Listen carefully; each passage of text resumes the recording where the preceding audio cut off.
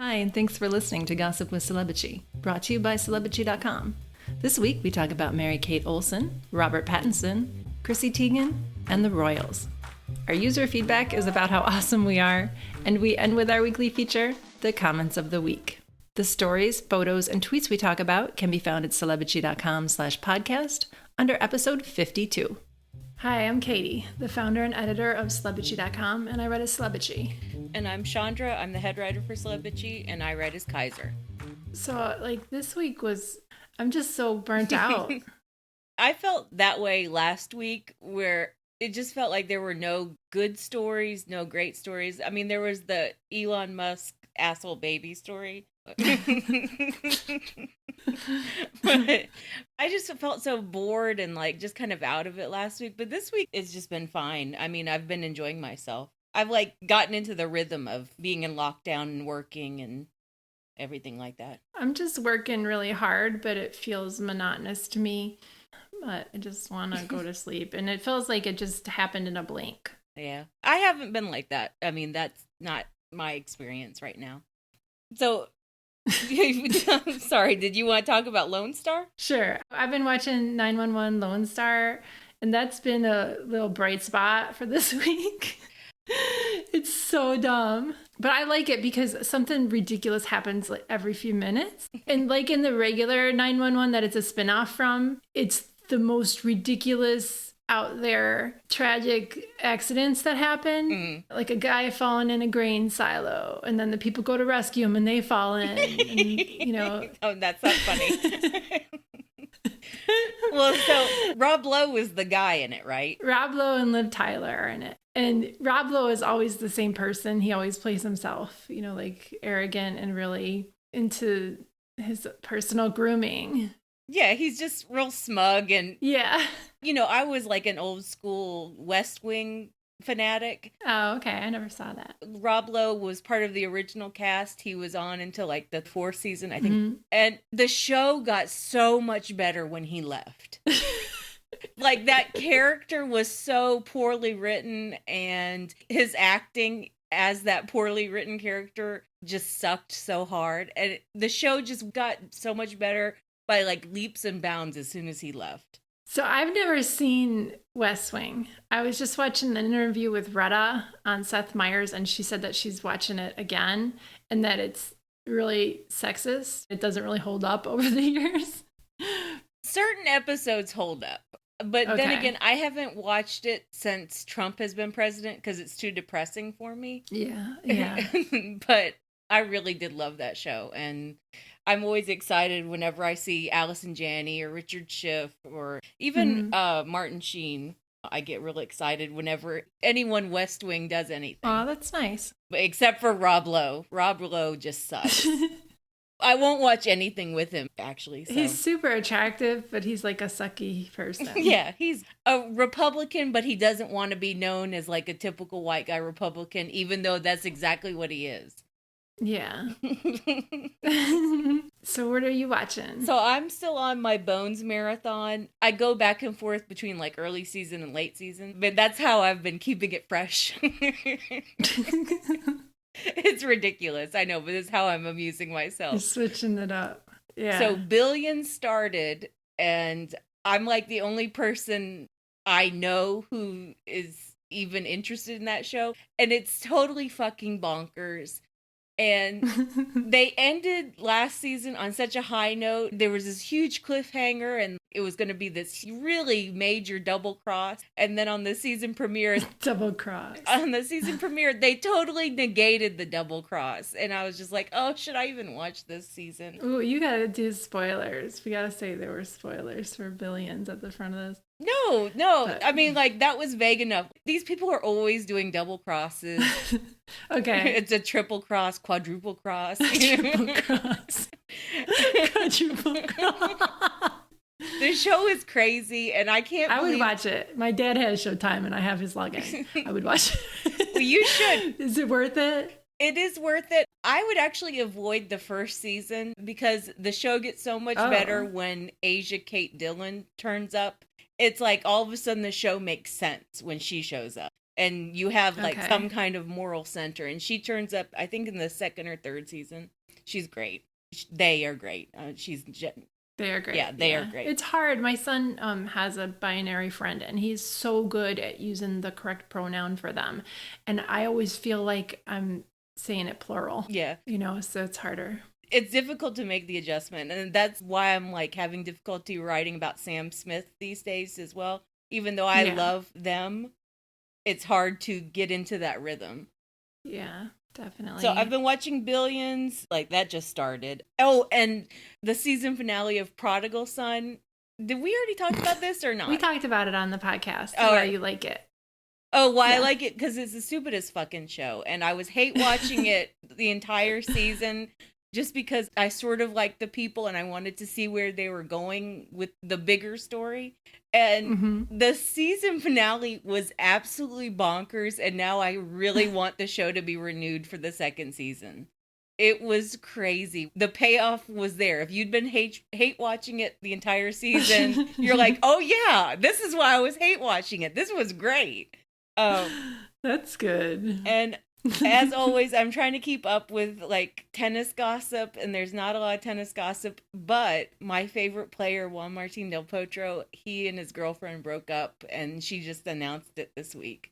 Whenever you post pictures of them together on Twitter, I try to find corresponding pictures of huskies doing the same thing, because they have the same eyes. They have those ice blue eyes that the husky dogs have. And they do such stupid shit. And because huskies are so cute, there's always pictures of huskies doing the same things. And I love and hate that you do that. But anyway.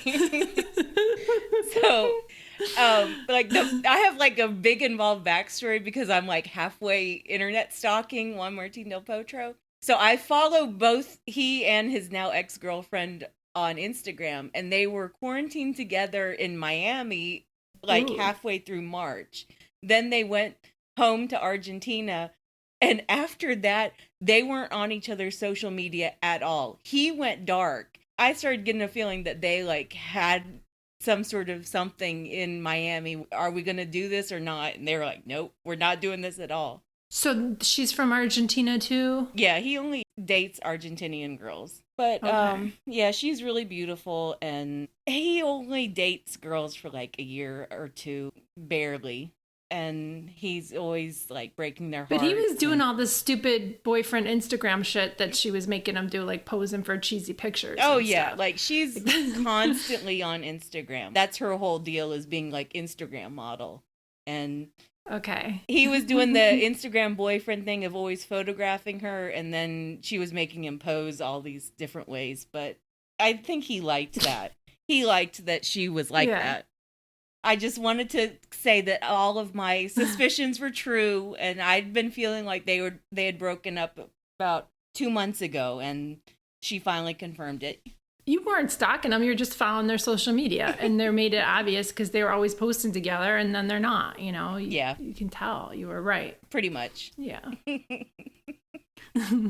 What, another quarantine breakup? Yeah, that was a quarantine breakup. So you want to go to the next quarantine breakup?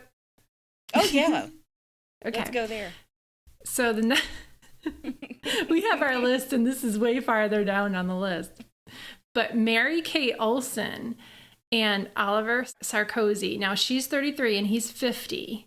They got married in November 2015, and they have inexplicably been together like the 4.5 years since. And we just heard that she's trying to divorce him, and she had to use an emergency court order because there's like a freeze on divorces in New York because of the pandemic. And do you want to tell the rest of the story? Yeah, I'm trying to find it on our document. Okay, so it's way down I know. To the bottom. So basically, she filed the divorce petition about 1 month ago exactly. And the New York court basically wouldn't let her file it, wouldn't make it official because of the lockdown, and only emergency cases like abuse cases, that kind of divorce would go through. And so Olivier obviously knew that she was trying to divorce him, and they were obviously having problems. And so he just cancels the lease on their apartment and is trying to kick her out by the end of week.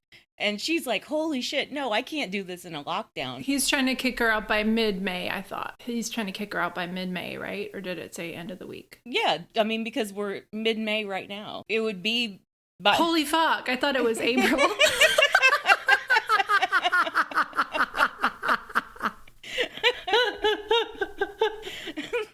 not even kidding. I wrote it down, and in my head, I'm like, mid-May, that's a month away. That was bad. That was really bad, Katie. It really was. And I thought I was like being right by correcting you.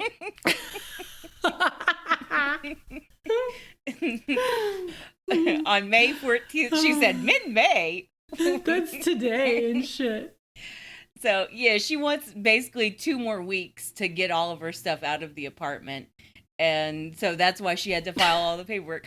But basically, this is a huge mess. And it's a mess that we only found out about this week. And she's so private. Both the twins are so private. They keep all of their information on lockdown. She must hate that all of this information is out there. I hope that she has a really good lawyer. Everyone is saying that she has an ironclad prenup, which, good girl. Good for her.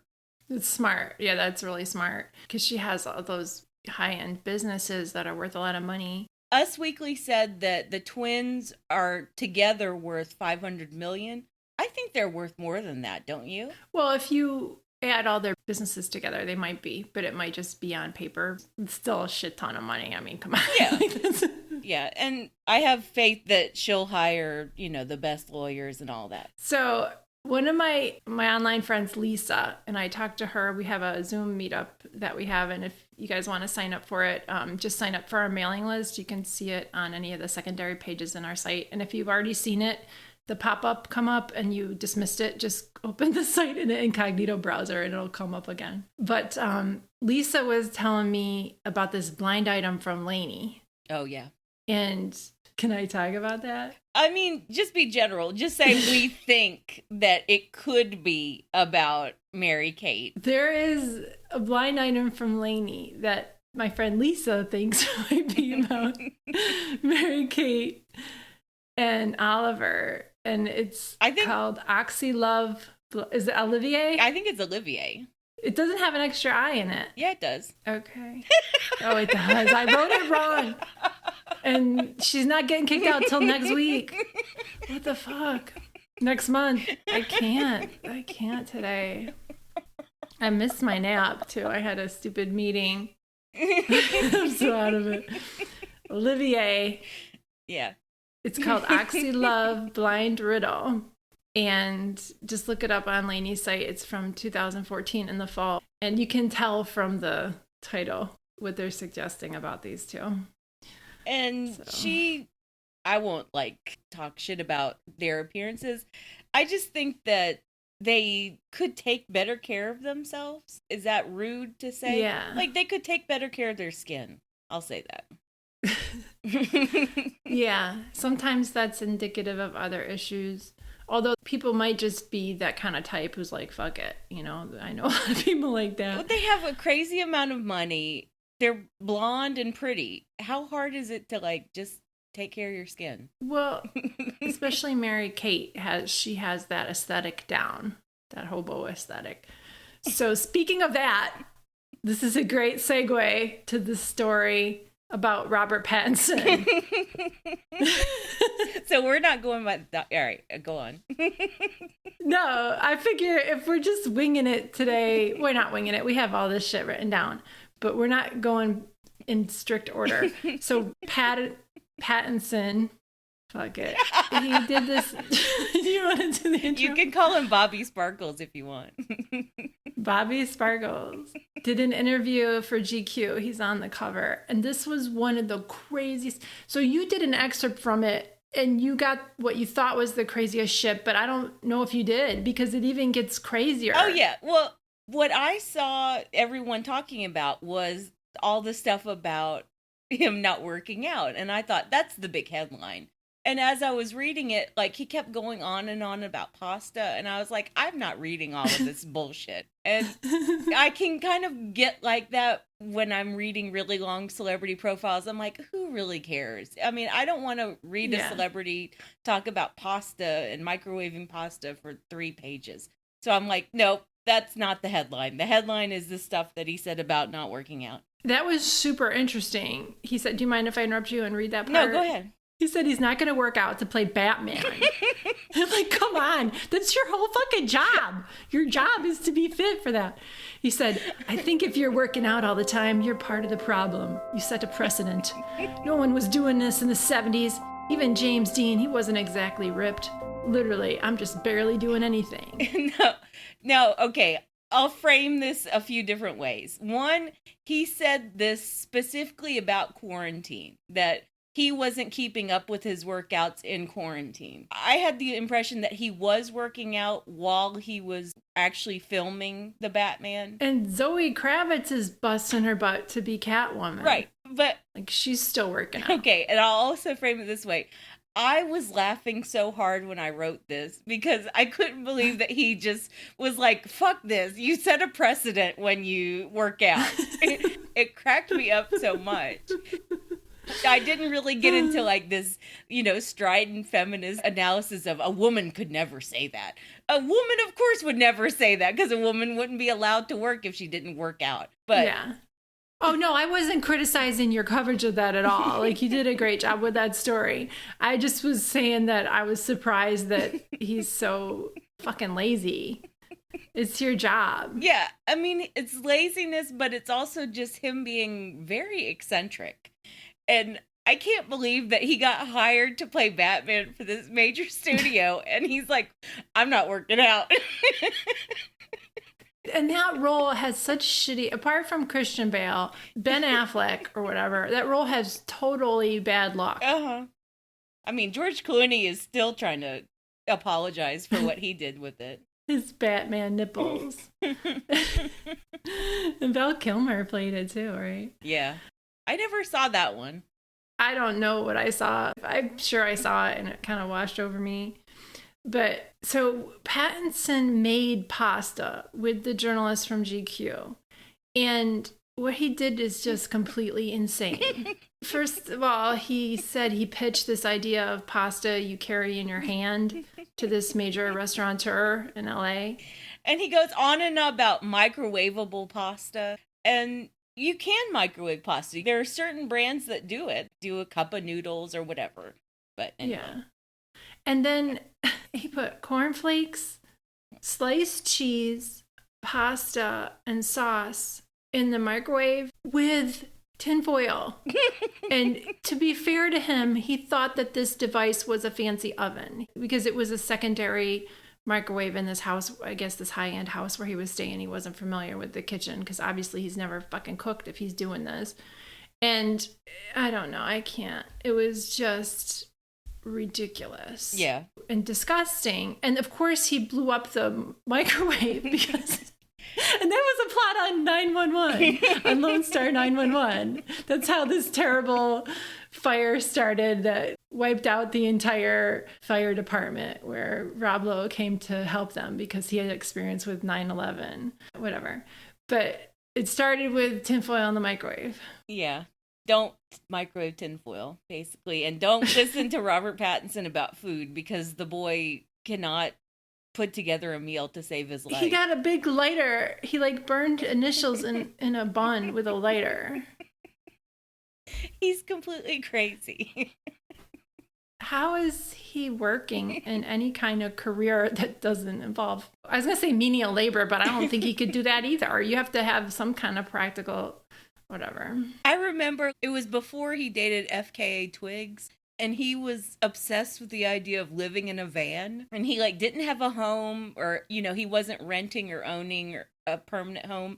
And he just lived like a hobo. And he kept fantasizing about putting all of his belongings into a van and just driving around. And he kept talking about it in interview after interview. And I was just like, is this really the vibe, Rob?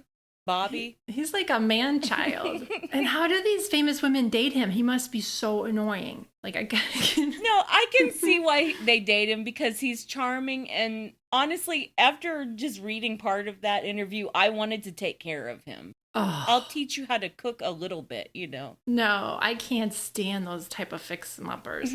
No way. You have to have your shit together. Well, he's pretty, so...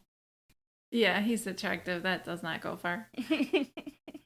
So speaking of food, now you know what order I'm going in, right? You know what order I'm doing. Chrissy Teigen and Alison Roman fought, and everybody knows who Chrissy Teigen is, but Alison Roman is like a food blogger and influencer. She's a food columnist for the New York Times, and she used to work for Bon Appetit, and she doesn't have a great reputation. She takes things like curry and spices and acts like she's the only person to discover them and tries to rebrand them. She calls her stuff like the stew or the cookies. And she did an interview with The New Consumer where she called out Chrissy Teigen and Marie Kondo for their merchandising and said that she was not going to go that way and she was going to try and limit her consumption or something, and she didn't want to slap her name on anything. Well, she did the interview with New Consumer because she was promoting her new line of stuff. But it was like hipster shit and like very precious little like spoons and spatulas that no one would be able to find anywhere. Or afford, yeah. The actual interview was interesting in the sense of here's someone on the verge of becoming a brand, and she was trying to talk, I thought, in a very authentic way about her concerns about, do I want to become a Giada De Laurentiis? Do I want to become a Bobby Flay? And she was like resoundingly, no, I don't want to become that kind of person. The problem is that she didn't use Bobby Flay and Giada as examples. She used two women of color as examples, and it became a firestorm of bullshit. And first she didn't really apologize. She did some half-ass thing. Around that time, Chrissy sounded more reasonable, and she was saying, you know, this hurts my feelings. I work really hard on my stuff. I'm not even profitable yet. And then everyone found all the shit that Chrissy wrote, which was problematic. And there was plenty. Yeah. Because she's online constantly. Pretty much. And at the end of it, I just felt like both of them kind of suck. Both Chrissy and Alison. Alison eventually, it took her days, but she eventually came to an apology and statement which recognized her own privilege. And what she was doing was gatekeeping. It was white nonsense. It was just bullshit. Yeah. And very separately from the Alison Roman issue, Chrissy Teigen is a ridiculous person who needs to get offline more often. She only took like 1 day break. Yeah. And then she came back. She made this big fucking deal about how she needed a break and people were criticizing her children. No, they were criticizing her for criticizing children. Yeah, she called Kovenzani, I tried to pronounce her name. This is how you say my name. She called her cocky, and this was this whole thing where the Onion called her the C word. The Onion apologized, and Chrissy called her cocky for telling people how to pronounce her name right. And she was only 9 back then. That was 10 years ago. And she told Courtney Stodden to sleep forever and take a dirt nap. So basically told her to commit suicide. But Chrissy never apologized for those mean tweets. No, she didn't. She just deleted them when she was called out, and then she just acted like she was the victim again and whatever. I've never been into her, but it was a good scandal while it lasted. And Chrissy milked it for all it was worth. So good for her. Yeah.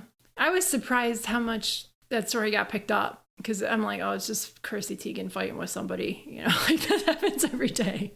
I saw Alison Roman trending on Twitter last Friday, and it took about a day for Chrissy to really say something. So I think the original conversation was just sort of assessing Alison Roman's white privilege and, you know, just kind of what an asshole she is. The Chrissy thing was just, it made everything blow up, and then it confused the issue, actually. So anyway. Yeah, and both are true, like you said, and a lot of people were making that point.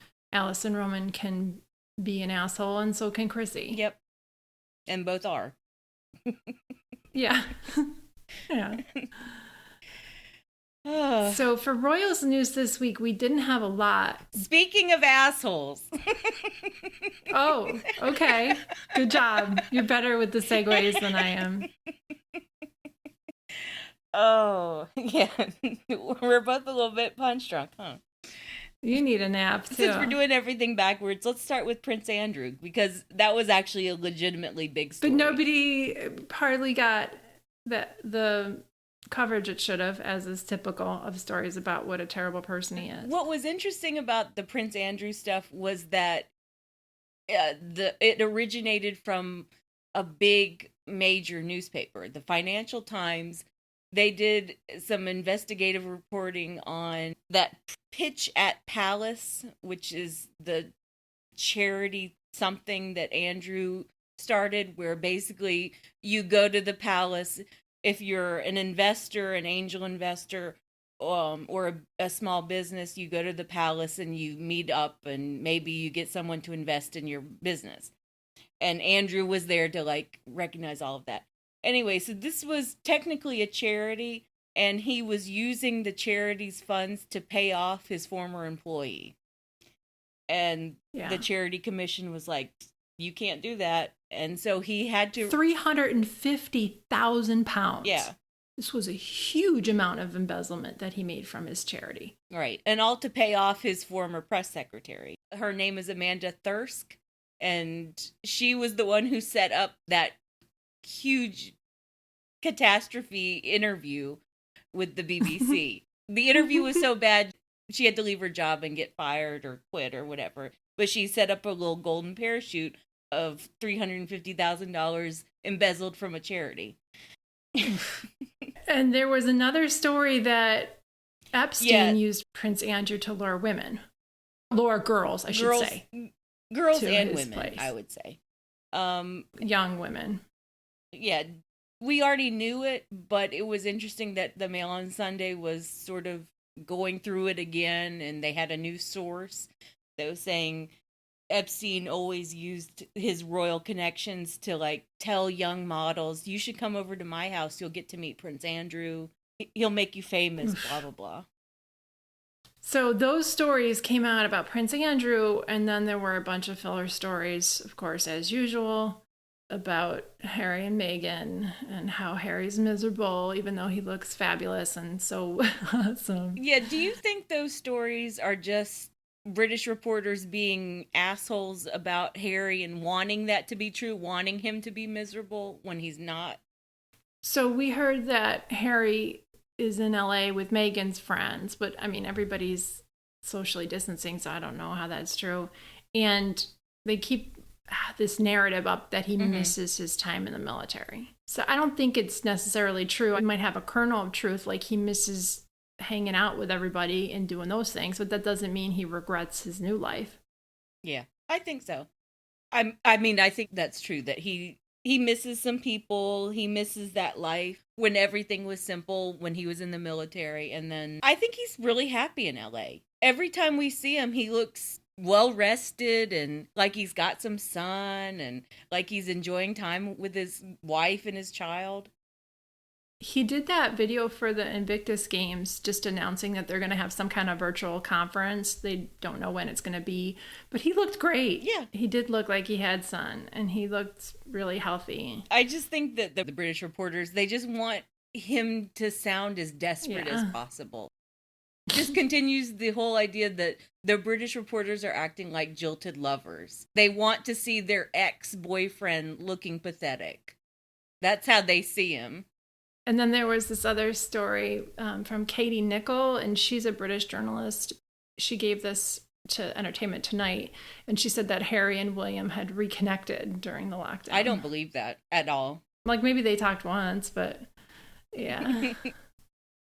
I think that William leaked the fact that they went to LA. I think he leaked that because that came out right after Charles had the coronavirus. And so obviously the brothers spoke about that, and William must have realized that he wasn't in Canada. And that's a good point. Yep. Ooh.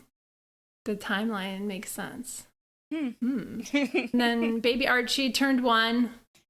and they celebrated with a strawberries and cream smash cake, which Meghan made. And that was a cute little story. Yeah. In People magazine, that's one of her outlets. People were fighting about whether or not the Sussexes leaked that. Of course they leaked it. It was just a nice little story to People magazine. It's what celebrities do all the time. They just leak a nice little story. Yeah. And it's fine. And I thought the stuff about how Archie's best friends are the dogs, I loved that. That was cute. It was so cute. They're adorable.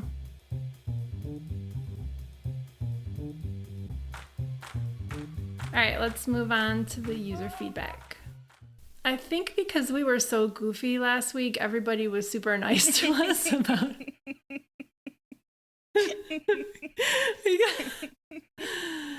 I just got the giggles like a few times. So Sandy commented on our podcast post. She said, "Thank you guys for podcasting. I love hearing your hot takes. It's been a wonderful distraction and a bright spot in my weeks. Keep up the great work." We should do like hot takes with Katie and Chandra and just like do one sentence hot takes on various gossip stories. Just an idea. Yeah, but you would be so much better than me at the one-liners. I would be so shit at that. But we could try. That's our whole vibe, is just our hot takes on this stuff. I'd be like, you know what? He's an asshole. And that would be my hot take. It's always your hot take. I know. It's my big working theory on life, is that everyone's an asshole. Most people really are. Here's the thing. Sometimes people are like, why don't you cover that celebrity who did the nice thing? Once in a while, like the story I did with Guy Fieri this week, if you never talk about them doing nice things, people will be like, oh, I like that person, and it'll get comments.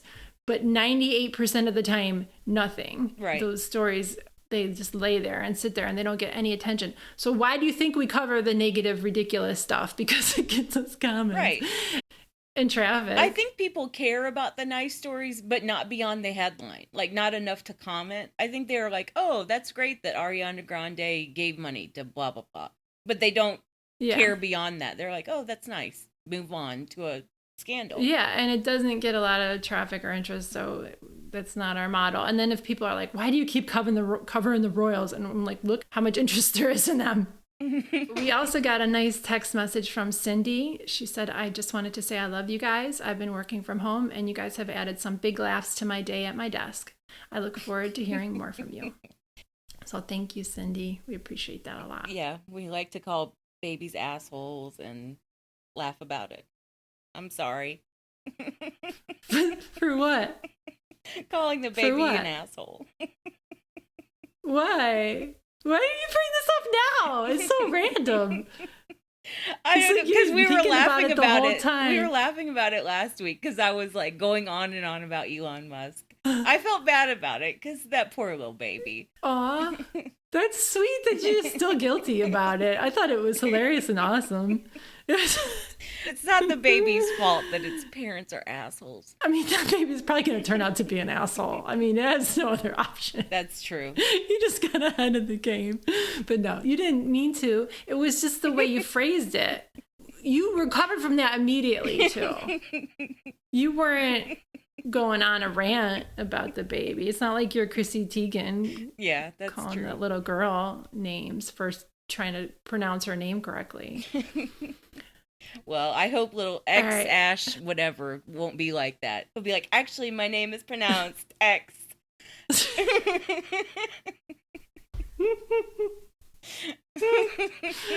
Oh my god, I keep seeing him in my mind as an adult with like face tattoos. Oh, because yeah, that's the only picture. He'll be like Tekashi. Have all these tattoos, or like Post Malone. Let him be Post Malone. Yeah. Let him be Post Malone. We'll give him the benefit of the doubt.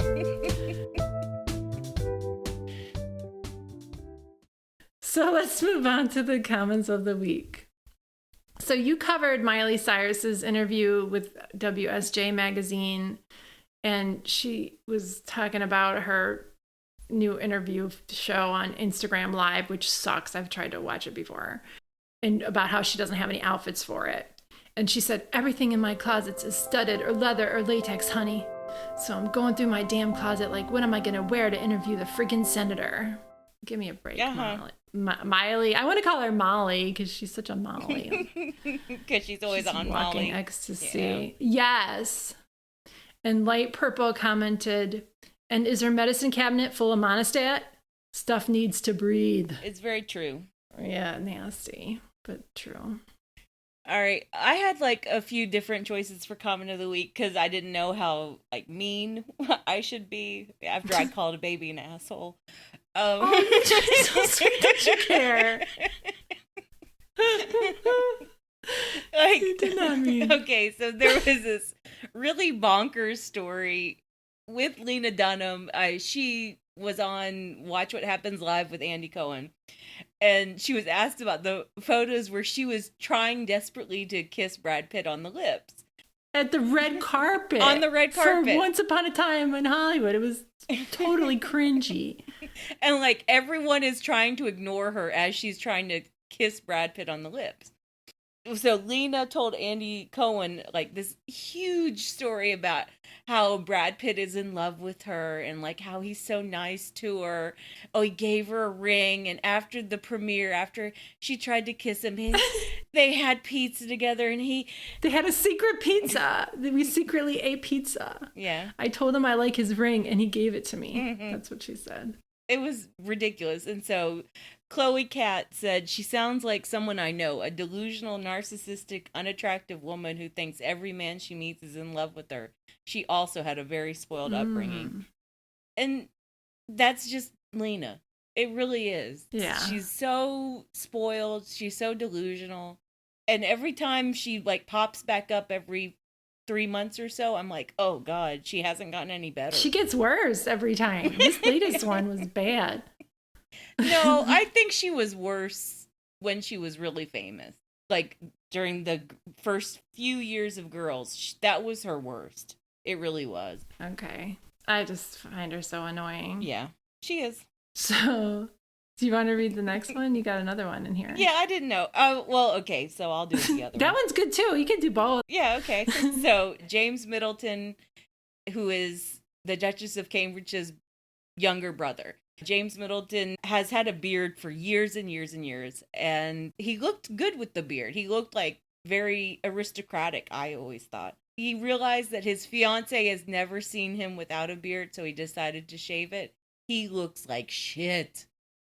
He looks like a cartoon. He looks terrible. He has no chin. He looks so terrible. He goes from like an 8.5. Okay, this is mean. This is such a dude thing to do. He goes from like an 8.5, 9 to about a 4. Oh, okay. First of all, he was never a 9, Katie. He was never a 9.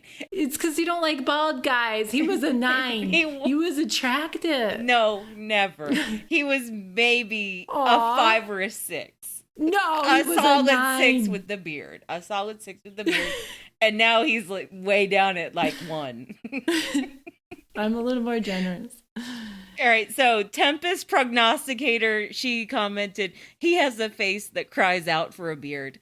And it's like someone saying that they have a face for radio, I thought. But anyway, yeah. He does have a face for a beard, and I hope he grows it out. Ooh, I don't care, but Oh. It looks ridiculous. Ooh, I could not look at that beardless face. Ooh. We don't have to. But in that video, there was like a little clip of his fiancée, Alize, and she's very cute. I was surprised by how cute she was. She's sweet. Yeah. Yeah, she's sweet with him. She really cares about him. So, oh, there's somebody for everybody.